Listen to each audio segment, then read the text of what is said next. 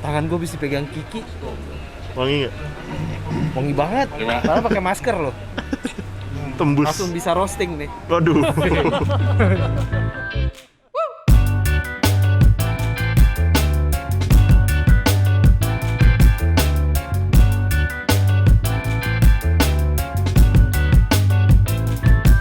Lihat rambutnya. Jam berapa nih? Jam berapa? Pak Rio, rambutnya jam 9 malam. Gila, presisi banget. Hah? Endorse, oh endorse ternyata. Gila rambutnya rapi gila. Menyenangkan. Pokoknya hari yang gua nggak usah terlalu banyak ninggalin rumah, menyenangkan aja pokoknya. Kayak hari ini aja, gua tuh meeting 3 biji loh. Meeting 3 biji penting semua. Evaluasi penjualan tiket Komodo Menoy, evaluasi David Nurbianto, persiapan spesialnya anak-anak talent management, terus acara-acara Comika Comedy Club, terus meeting manajemen karena talent kita sekarang 9, awal tahun masih 4. Musdalifah udah gabung, udah masuk manajemen, grup WhatsApp manajemen, terus ngomongin soal planning masing-masing, ngomongin personal brand masing-masing, panjang banget. Meeting talent management tuh tadinya 1,5 jam, barusan 3,5 jam, gara-gara talentnya banyak. Terus dilanjutin sama meeting ini physical, kita kan mau relaunch hari Sabtu, kita mau relaunch. Jadi tadi ngomongin soal influencer siapa aja, terus persiapannya. Jadi sangat produktif sebenarnya hari ini. Plus terus gua ke Suci deh. Udah. Tidak untuk kayak Gihau. tapi ya menyenangkan lah. Satu titik kerjaan tapi produktif. Intinya kan produktifnya. Kalau dulu seharian gue di kantor gitu. Jadi ya itu hari yang menyenangkan. Apa itu work life balance? Apa itu work life balance? Iya, produktif. Ini yang waktu itu gue sempat ngomongin, kalau nggak salah di minggu lalu gue sempat ngomongin sama anak kantor. Pandemi itu menghilangkan konsep office hour sebenarnya. Jadi untuk mereka yang sebenarnya tidak terlalu peduli work life balance, masa-masa seperti ini tuh masa-masa yang biasa-biasa aja. Justru mereka yang ribet menyeimbangkan work life balance tuh yang pusing sama pandemi karena berantakan semuanya. Jadi ya itu, apa itu work life balance? 0044 dong. Dah.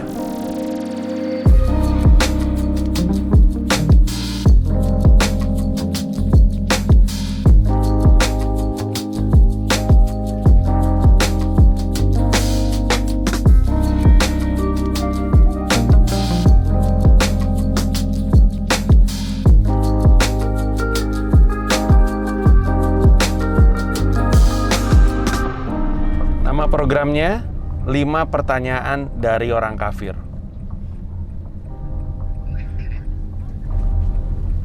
Lebih lucu kan? Nah, ini gua jelasin dulu kenapa nama programnya seperti ini. Pertama, ngaco selama Ramadan itu masih terdengar generik gitu, kayak nama program TV gitu. Tapi nama 5 pertanyaan dari orang kafir itu tuh namanya aja udah unik gitu. Namanya udah bikin orang anjing apaan nih gitu kan? Karena kan kafir punya sebenarnya sih maknanya tunggal, cuman kan penggunaannya kan oleh manusia kan ragam-ragam, jadi ada dua makna gitu. Ada kafir seakan-akan makian, padahal kan kafir kan sebenarnya kan istilah orang yang tidak menyembah Allah kan gitu kan. Nah jadi programnya itu adalah kita Comika Media ngebuka pertanyaan dari orang yang bukan Islam tentang Islam.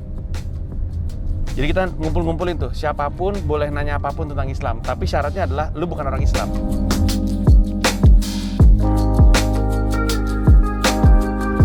Ini yang gue selalu pikirin di kantor. Comika itu kan sebagai sebuah brand, itu memposisikan dirinya sebagai brand leader gitu. Posisinya tuh di depan, dia tuh selalu ngelakuin hal-hal yang baru gitu. Bukan karena kita ngeklaim, memang selama ini banyak hal yang kita lakukan adalah untuk pertama kali kan. Tour dunia, show di JCC, show di Istora, masuk ke market premium, bikin acara stand up kayak di Wacuan, public market gitu, tempat-tempatnya Semaya, terus digital download, media. Jadi kita tuh selalu yang terdepan. Nah cuman banyak di antara anak-anak di kantor itu kurang berani untuk explore ide gitu. Ide yang mereka hasilkan bermodalkan apa yang mereka lihat saat itu. Ngerti nggak maksud gue? Sehingga idenya jadi mirip-mirip. Yang mana kalau brand lain sih nggak apa-apa, tapi brand Comika tuh seharusnya nggak kayak gitu. Brand Comika tuh harusnya kalau bikin sesuatu tuh ketika orang lihat, anjing kepikiran aja bikin kayak gini gitu. Nggak ada perbandingannya. Kayak tadi acara 5 pertanyaan dari orang kafir kan, lu inget apa? Nggak inget apa-apa kan? Itu baru gitu. Dan terkesan nyeleneh, tapi bagus kan, maksud gue pertanyaannya kan pertanyaan tulus gitu. Iya gitu. 5 pertanyaan dari orang kafir. Soalnya gue tahu kata kafir tuh ada 2 cara pemaknaannya kan. Karena sering dipakai untuk memaki, jadi kesannya makian gitu. Padahal kan bukan gitu ya. Cuman karena Anda kafir gitu, jadi kesannya makian. Padahal kafir kan definisi untuk orang. Bener gak sih gue? Ya nggak salah juga. Iya kan, definisi untuk orang yang tidak menyembah Allah kan. Tidak menyembah. Iya. Emang siapa sih mas yang pakai kata kafir untuk makian?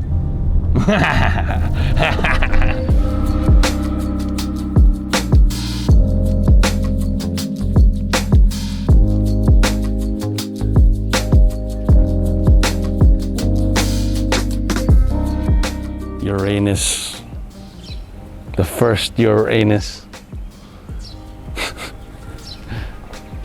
Pecahkan itu nggak akan cuma jadi buku kan? Pecahkan diawali bentuknya buku, tapi sekarang sudah resmi diumumkan bahwa lembaga edukasi stand up comedy udah jadi unit bisnis terbarunya Comika, namanya Pecahkan. Kayaknya bulan lalu deh, ketika website Pecahkan udah diganti, ada mukanya Beler, gue, Remin, Uluan, sama Awe. Pada saat itulah udah resmi kami menjadi lembaga edukasi stand up. Nah makanya tadi itu gue sama Remin, Beler, dan sebenarnya nanti jam 1 AW itu bikin materi kelas online. Jadi kita bikin kelas online untuk ditaruh di platform edukasi gitu, marketplace edukasi gitu, kayak yang saat ini sekolah.mu, tapi kan masih ada kayak Skills Academy atau masih ada banyak lah yang kayak gitu-gitu. Terus ya udah kita bikin kelas-kelas online, jadi orang bisa beli kelas online tersebut kalau mau belajar stand up. Ada 3 kelas yang kita lagi kerjain. Yang pertama tuh presentasi di kantor, menyisipkan stand up comedy untuk presentasi di kantor. Untuk kebutuhan kalau ada orang mau presentasi sesuatu, public speaking, urusan kerjaan, biar dia bisa nyisipin stand up. Terus yang Beler sama Awe tuh tentang stand up komedinya. Dari joke pertama sampai set pertama. Nah Remin tuh kelas online-nya tuh belajar bahasa Indonesia dengan stand up comedy. Jadi ada kayak majas, diksi gitu-gitu. Nah rencananya mau diproduksi dan punya gue rilis duluan. Nanti kita bikin lagi, gitu deh. Terus kedepannya akan ada berapa medium selain kelas online? Akan ada bikin seminar, workshop. Kalau misalnya, dan itu untuk kampus bisa juga, atau misalnya perusahaan pengen belajar public speaking untuk kantornya, tapi dengan pendekatan stand up comedy bisa. Karena dulu sebelum Pecahkan berdiri juga gue suka ngambil job-job kayak gitu. Perusahaan pengen belajar public speaking tapi ada nyisipin stand up-nya. Karena stand up comedy itu menurut gue ya adalah format public speaking paling maut lah, paling susah gitu untuk dikerjakan. Karena ada keharusan mesti bikin orang ketawa gitu. Nah tadi lu lihat tuh ada 2 tuh di situ anak Pecahkan tuh, ada Uluan sama Odi. Uluan itu kepala sekolahnya, yang tanggung jawab umumnya adalah urusan kurikulum, kayak nyiapin bahan kayak tadi. Kalau kita lagi bikin seminar, dia nyiapin materi presentasinya. Terus udah gitu, dan juga ngurusin sekolahan secara umum. Kan kepala sekolah kan nggak cuma kurikulum doang ya, sekolahnya dipikirin. Sama Odi itu gue nyebutnya tata usaha. Pokoknya bantu-bantu Uluan lah segala macam urusan teknis tuh Odi.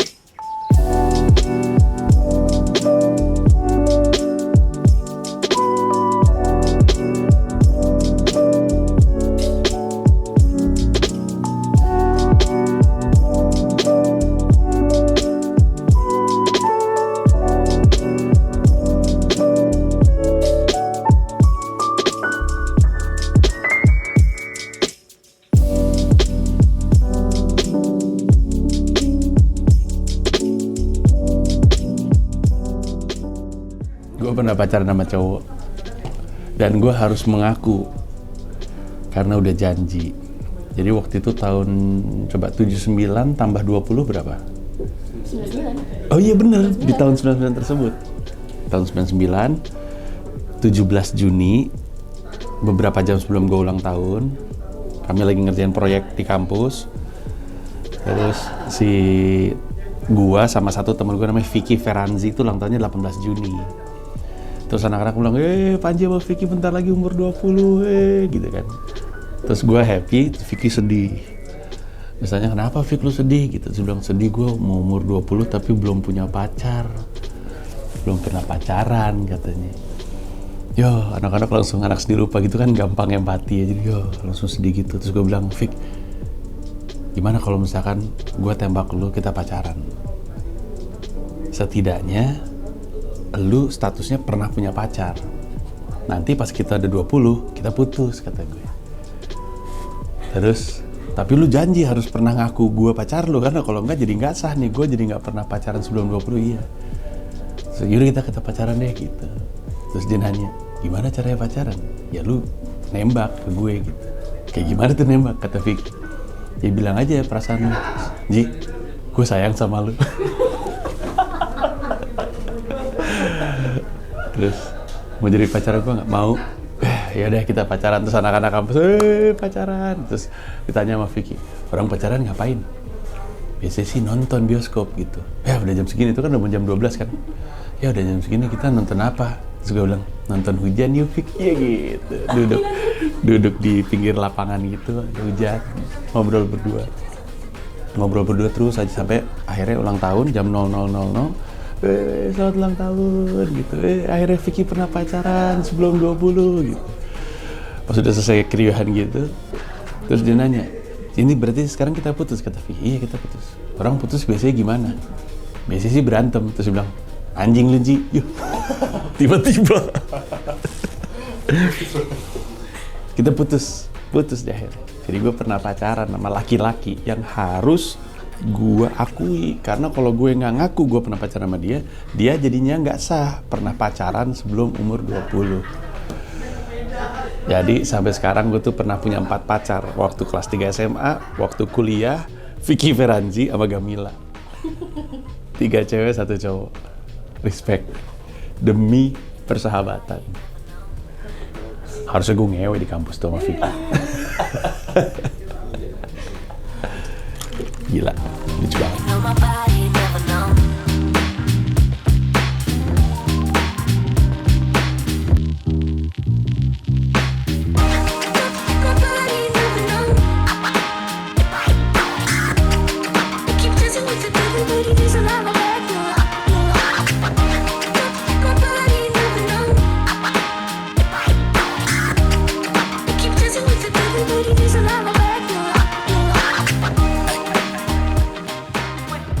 Hari ini seperti biasa setiap Kamis ke Pita Kuning untuk selain untuk ketemu sama anak-anak Pita Kuning koordinasi, tapi juga untuk bikin podcast Pita Kuning. Hari ini spesial Sule sama Ridwan Remin bintang tamunya. Abis ini gue nyetir balik karena mesti bikin workshop lewat Zoom. Gue lakuin di rumah aja biar internetnya lebih oke. Mau ngasih workshop ke anak-anak kantor soal company culture. Habis itu gue selesaikan jam 3 karena gue mau nganter Dipo Panahan. Sesuatu yang sebenarnya seneng gue lakuin. Gue seneng kalau ngajak Dipo dari zaman dulu tuh les bola, terus kayak les gambar. Tuh gue selalu seneng terlibat dan pengennya gue yang nganterin. Habis itu selesai hari ini.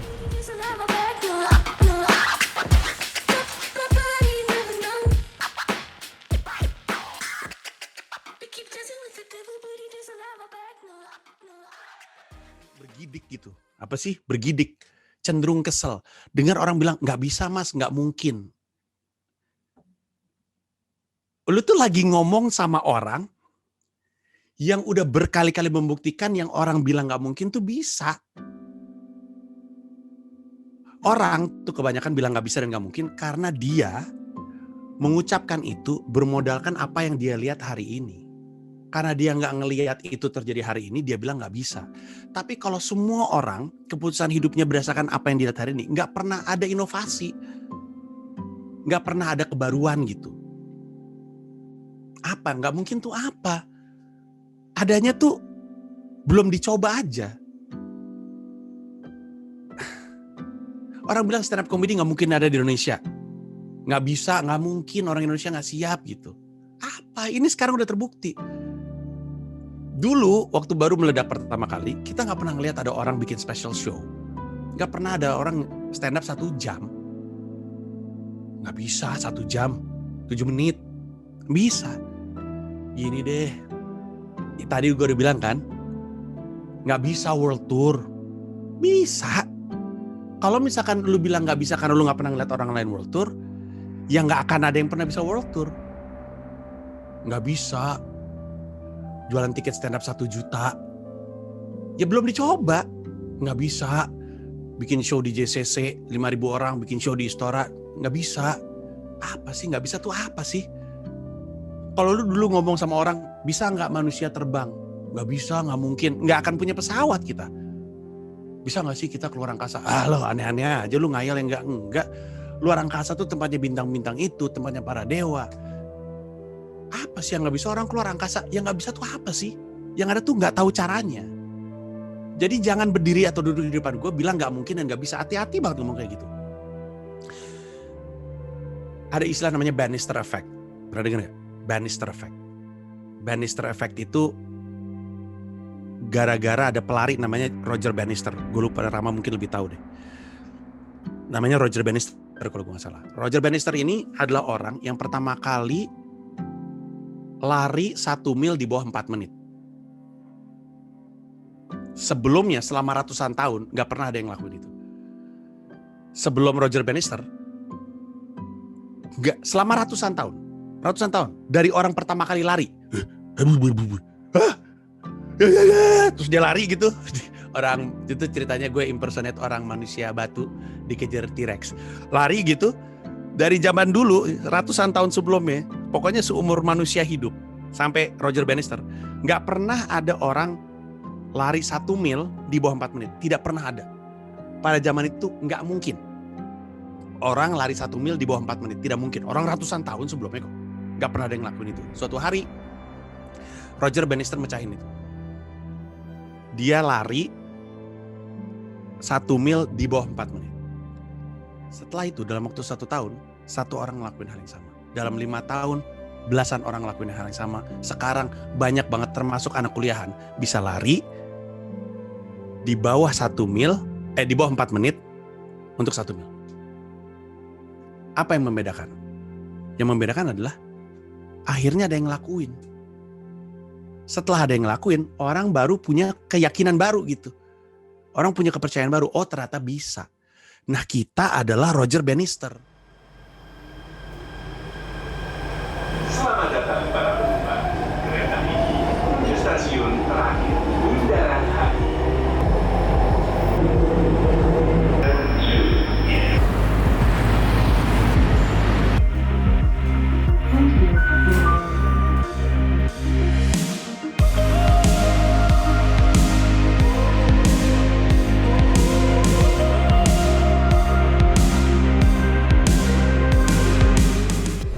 Ini sebenarnya lift untuk anak-anak, lihat. Masa kakinya, siapa yang kakinya segini? Ini lift balita, geng. Tuh. Tuh lihat. Orang tuanya di lift sebelah sana, stikernya lebih gede. Anaknya di sini itu. Gue kasih tahu aja, itu di sini kayak gitu aturannya. Ketawa mbaknya ketawa. Silakan mbak. Kalau bukan anak-anak tuyul kali. Lo mau minum nggak, Bor? Starbucks boleh. Iya, apa lo? Americano on the rocks.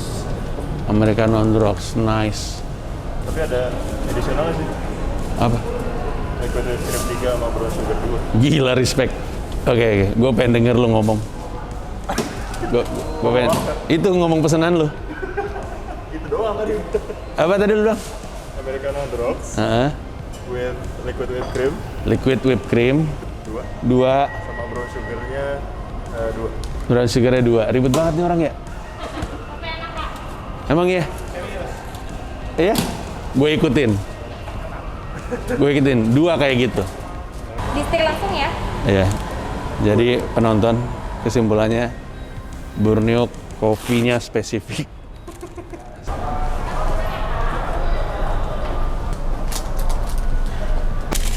Belum dipanggil ya? Diantar apa? Kopi 2. Kopi Borneo. Dia pesan kopi spesifik banget. Gue penasaran. Palingan satu hari berapa episode sih? 3 kemarin gue bilang, tapi kalau mau 5 bisa, tapi capek aja. Total berapa sih dia? 20 ya? Kalau bisa sih 5. 5 kali 4 hari syuting. Boleh. 5 tapi santai kan? Kan enggak? Enak. Enak dong. Panji, nice to meet you, Kak. Enjoy your Americano, respect. Apa? Americano apa? Respect, terakhirnya respect. Salah satu cup paling spesial yang pernah gue terima tuh dari Starbucks. Sampai sekarang masih ada di ruang gue suka bikin konten tuh. Paper cup, terus tulisannya adalah Mr. World Tour. Oh iya? Gue simpen. Tahu dari mana nggak tahu tuh si barisannya. Gue lupa gue pernah cerita atau enggak sama lo, tapi yang pasti orang nggak banyak tahu. Ini gedung inti land building ini. Instalasi listriknya yang ngedesain bokap gue. Tidak mungkin salah karena gedungnya unik banget kan bentuknya kan. Jadi waktu itu gue pernah nyetir bokap gue, nyetir di jalan bokap gue, nyokap gue, kakak gue dan adik gue. Setelah jalan, terus bokap gue bilang, masih dibangun nih, masih dibangun. Tapi bentuknya udah kayak gini kan. Ini gedung ayah yang bikin instalasi listriknya, dia yang ngedesain. Dia kan electrical engineering dari Tokyo Denki University. Jadi gue percaya. Dan dia ngapain bohong juga kan.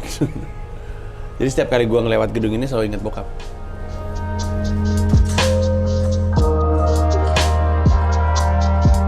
Dalam seminggu itu sebenarnya kerjaannya tuh banyak yang dari rumah. Kayak tadi pagi gue meeting Comika Media, kami evaluasi, kami ngomongin soal siapa aja yang engagementnya tinggi ketika diberitakan topik apa yang engagementnya tinggi ketika diberitakan. Lucu banget ketika tadi kami meeting dibahas bahwa ketika kita ngebahas Korea, Running Man engagementnya tinggi. Ternyata ini fans Korea ada di mana-mana.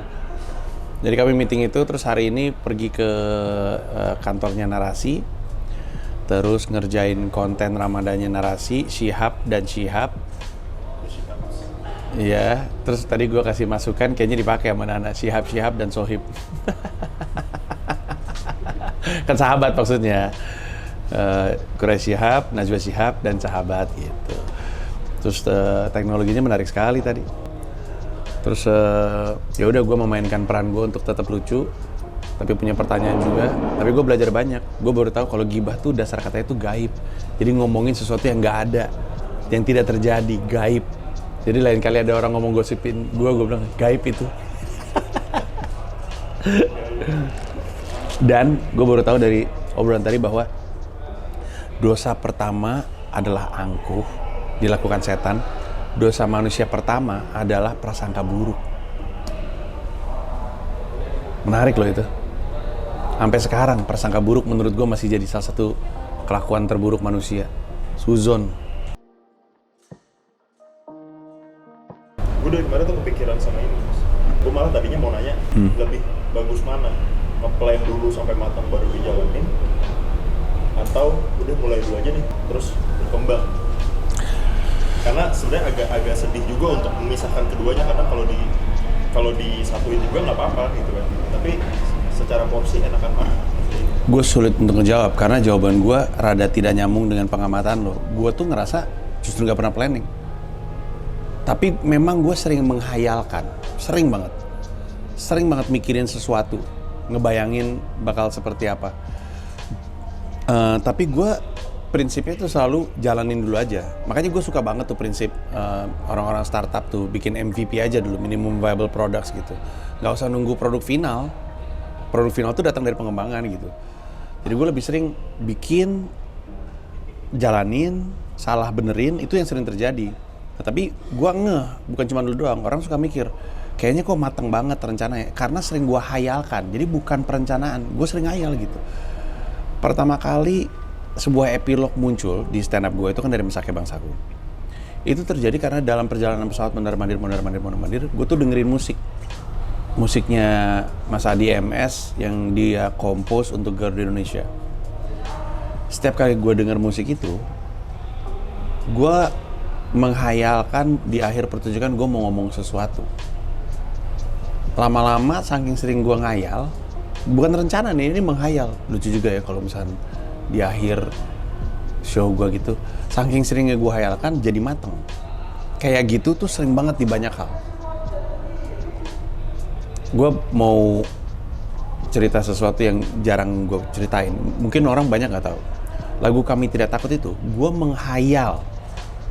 Waktu lagu itu gue tulis, gue menghayal bahwa itu lagu akan jadi semacam anthem ketika ada terorisme. Gue menghayal itu akan jadi kaos. Belum jadi barangnya, orang masih rekaman. Kenapa gue menghayal jadi anthem? Karena gue tahu terorisme akan ada terus. Waktu itu kan respon terhadap JW Marriott sama Ritz-Carlton. Enggak ada yang sebelumnya. Bom kedubes Australia itu respon terhadap kedubes Australia. Tapi gue tahu akan ada terus. Pas lagunya rilis bulan April, Juli kemudian ada bom lagi, lagunya diviralin sama si Rama. Tiba-tiba bener-bener jadi anthem, plus orang bener-bener pakai kaos gitu. Jadi gue udah hayalin itu dulu.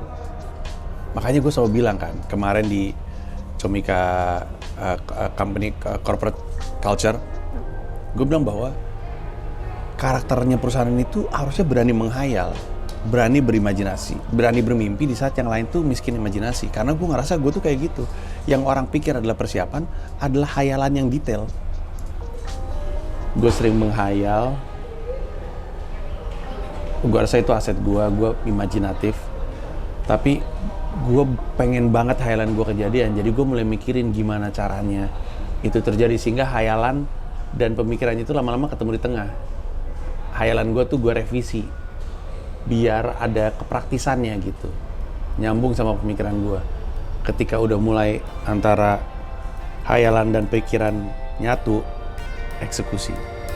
Itu yang susah.